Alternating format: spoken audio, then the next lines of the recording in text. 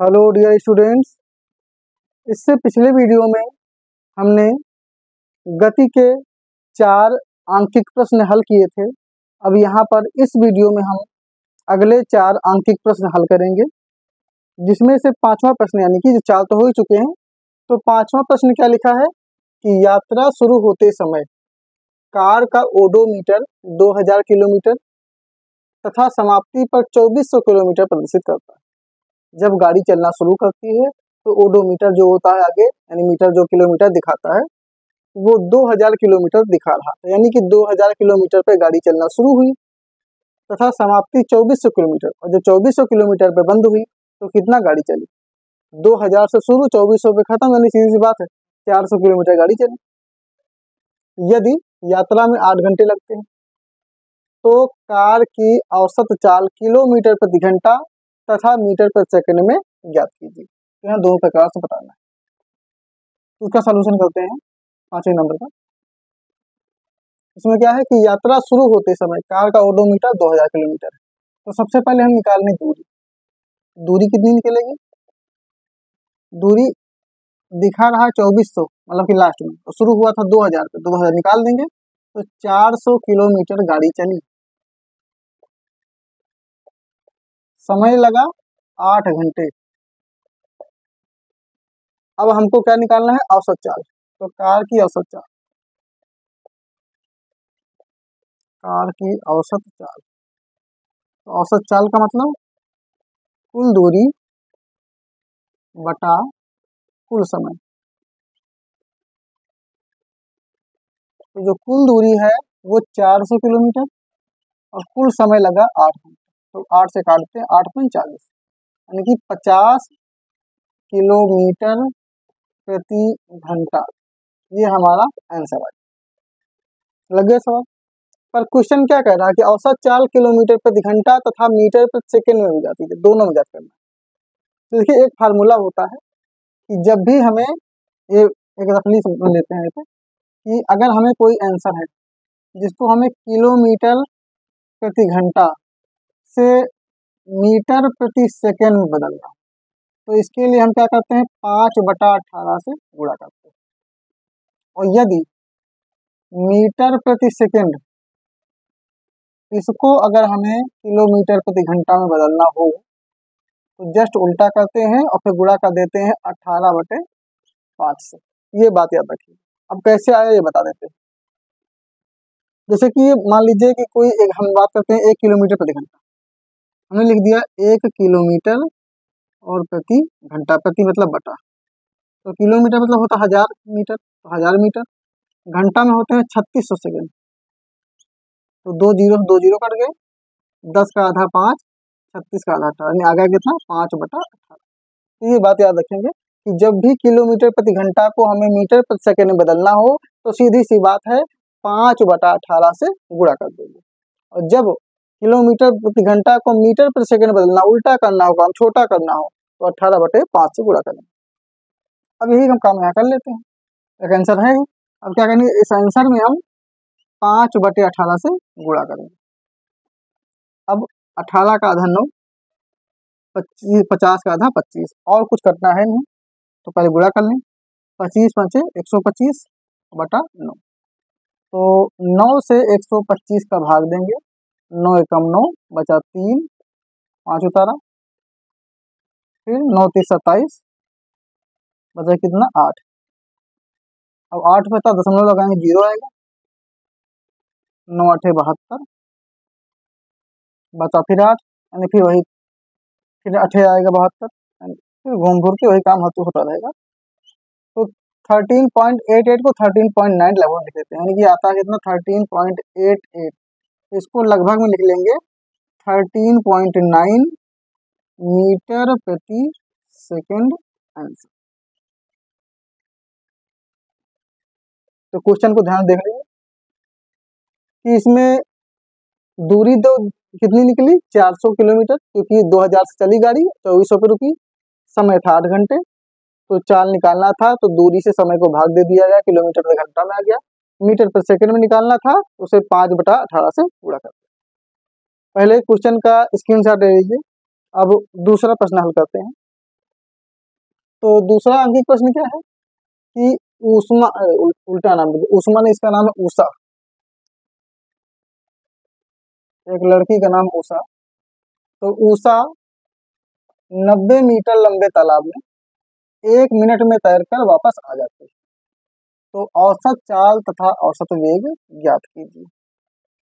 अब इस प्रश्न में क्या है, उषा जो है वो एक तालाब है, ये मान ली तालाब, इसका एक पॉइंट है ए, एक पॉइंट है बी।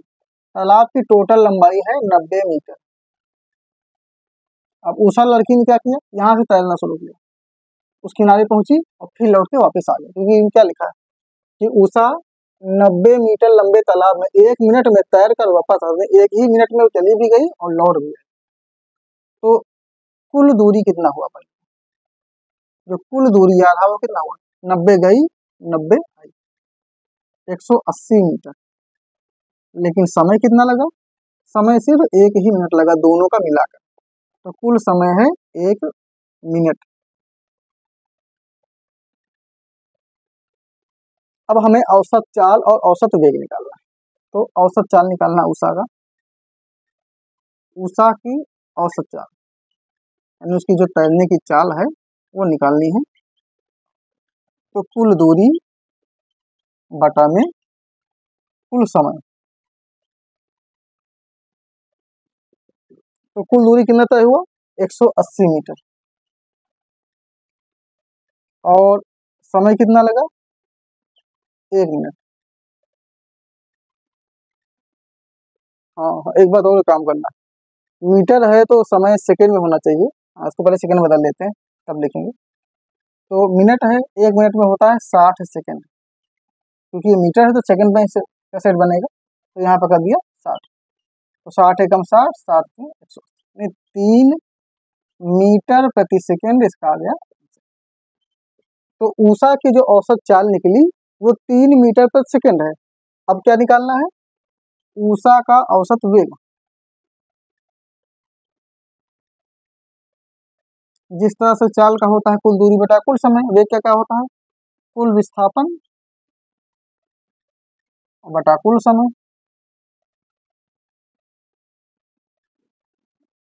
अब इसके लिए विस्थापन भी जरूरी है निकालना, तो विस्थापन यहाँ लिख लेते हैं, कुल दूरी कुल समय लिखे विस्थापन। तो विस्थापन का मतलब होता है प्रारंभिक बिंदु अंतिम बिंदु के बीच की दूरी। अब उषा ए से चली, भले बी पे पहुंची पर लौट के फिर ए पे आ गई, यानी जहां चली वहीं आ गई, तो विस्थापन कुल नहीं हुआ, विस्थापन हुआ 0। तो कुल विस्थापन 0 और 0 बटे कुल समय कितना है 60 सेकेंड। तो 60 से 0 को भाग देंगे तो आंसर 0 है। तो दूसरा प्रश्न था कि उषा एक 90 मीटर लंबे तालाब को तैर के पार करती है, मतलब जाती है फिर लौट आती है। 1 मिनट उसने पूरा काम किया। अब उसकी औसत चाल औसत वेग निकालना था। तो कुल दूरी उसकी हुई 90 90 मिला के 180, समय 1 मिनट में 60 सेकंड होता है, लेकिन विस्थापन 0 हुआ क्योंकि जहां से गई वहीं फिर लौट आई। तो इस तरह से औसत चाल इसकी निकली 3 मीटर प्रति सेकंड, लेकिन औसत वेग कितना निकला 0 निकला। तो ये 2 प्रश्न हो गए हैं। अब हम तीसरे प्रश्न की ओर बढ़ेंगे, इसका स्क्रीनशॉट निकाल लीजिए।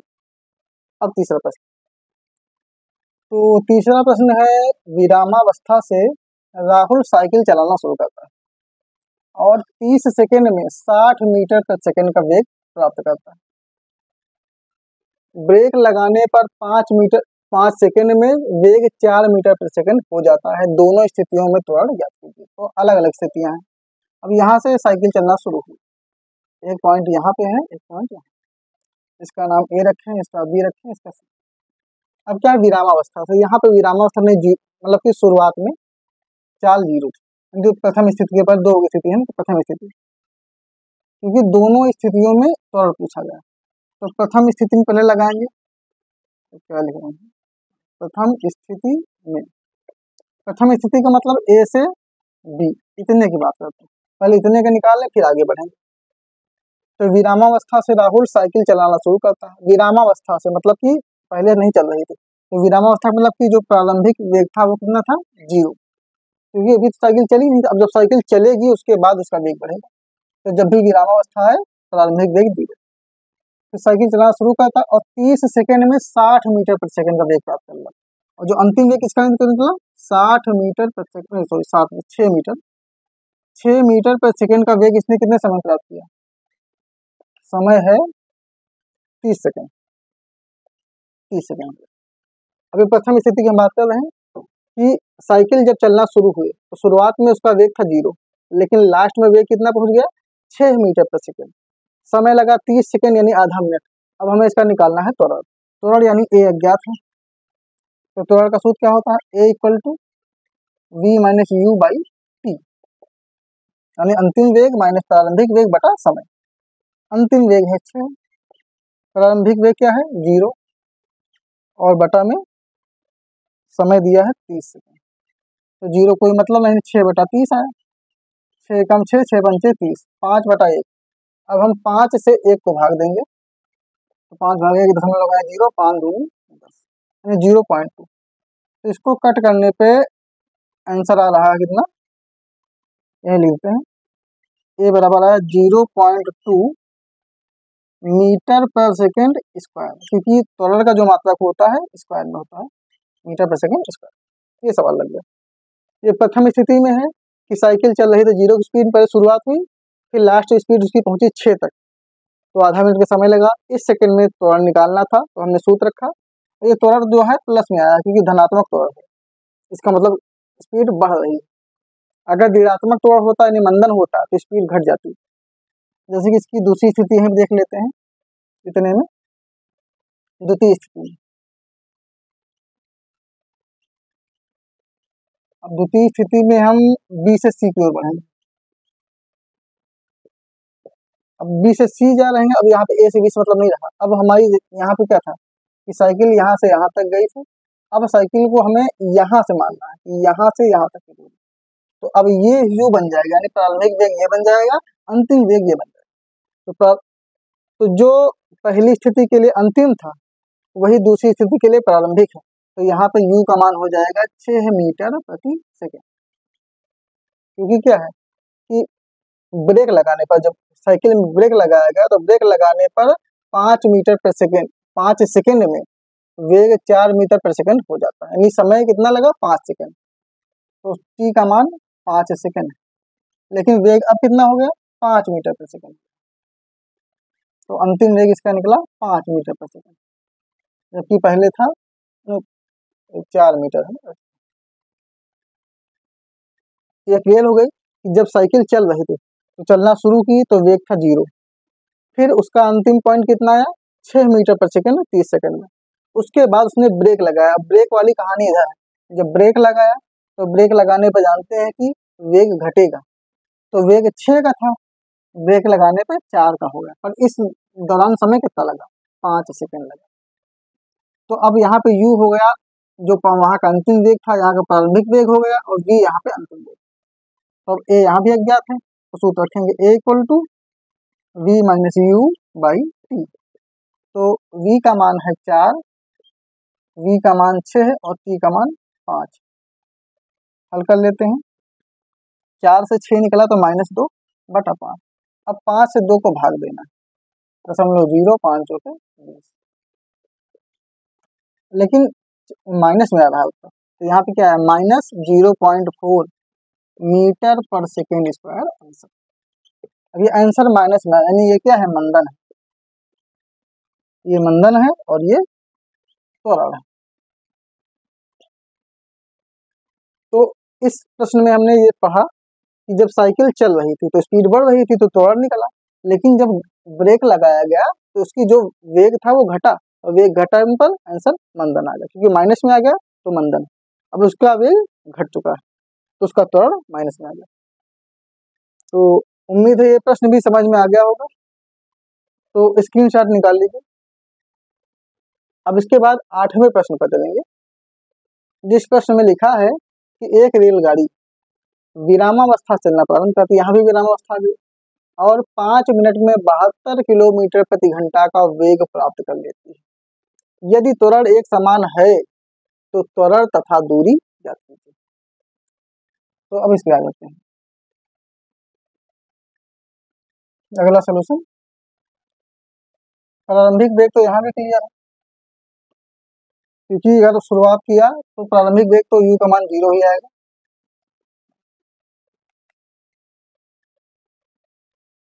u का मान 0। अब उसके बाद तो गाड़ी ने जब रेलगाड़ी चलना शुरू किया तब वेग 0 था, तो 0 मीटर प्रति सेकंड। लेकिन उसको क्या है कि 5 मिनट में, यानी समय कितना लगा, 5 मिनट। तो 5 मिनट में ये हो गई 72 किलोमीटर प्रति घंटा। तो अंतिम वेग आ गया 72 किलोमीटर प्रति घंटा। लेकिन हमें आगे त्वरण निकालना है, तो त्वरण का मात्रक होता है मीटर प्रति सेकंड स्क्वायर। इसका मतलब साफ है कि सबसे पहले हमें इस किलोमीटर प्रति घंटा को बदलना पड़ेगा मीटर प्रति सेकंड में। अभी तरीका बताए थे कि जो 72 है, हमें किलोमीटर प्रति घंटा बदलना है, तो 5/18 से कर देंगे गुणा। तो 18 कम 18, 18 जोड़े 72, तो 4 पंचे 20, यानी 4 गुणे 5, तो आ गया कितना, 20 मीटर पर सेकंड। ये आ गई हमारी अंतिम वेग। तो ट्रेन की जब शुरुआती वेग था 0 था और अंतिम वेग 20 मीटर पर सेकंड है। ये कितना काम हुआ, 5 मिनट। अब समय को बदलने, 5 मिनट मतलब 1 मिनट में 60 सेकंड, तो 5 गुणे 6, 300 सेकंड ये समय है।